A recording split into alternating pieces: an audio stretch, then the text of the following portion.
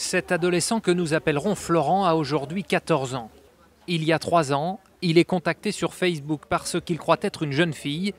Avec cet ami virtuel, il parlera de sujets banals pendant des mois. C'est au bout de ces plusieurs mois que j'ai pris confiance, tout ça. Et que là, elle m'a demandé si j'avais une webcam, tout ça. Ensuite, elle m'a demandé des actes.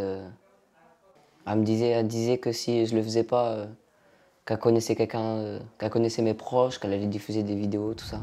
Des vidéos de masturbation notamment. Et derrière le profil de la jeune fille se cache en fait l'entraîneur de basket de Florent. Un homme de 38 ans qui est aussi en contact avec d'autres jeunes joueurs, comme Rémi. Harcelé, il s'interroge en décelant des ressemblances d'écriture entre son entraîneur et le faux profil de jeune fille.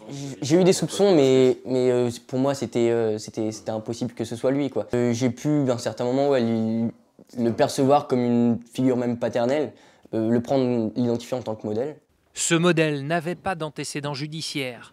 Son avocat le décrit comme un homme introverti, réfugié dans le monde virtuel pour des échanges qui n'étaient pas forcément à caractère sexuel. Il expliquera que l'intérêt pour les mineurs va naître de l'intérêt d'Internet, et pas le contraire.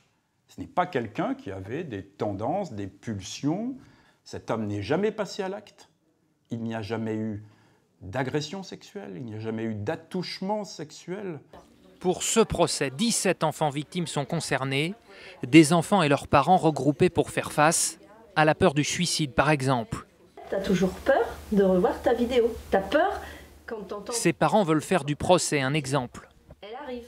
J'espère que d'autres enfants en fait vont se dire « Ah, j'ai vécu la même chose » et vont enfin parler à leurs parents. Parce qu'il faut savoir que nous, en tant que parents, on n'est pas là pour juger nos enfants. On est là pour les aider, on est là pour les accompagner.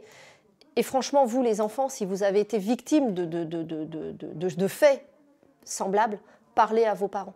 Dans cette affaire, les enquêteurs ont répertorié au total 12 800 contacts dans le carnet d'adresses de l'entraîneur. 2 millions de messages ont été saisis.